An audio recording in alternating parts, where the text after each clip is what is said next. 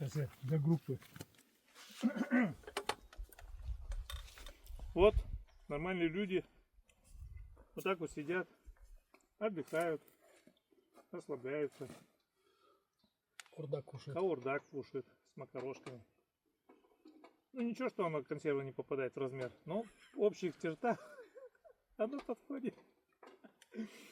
Вот. Макарошки с мяском. Главное, алкоголя-то нет.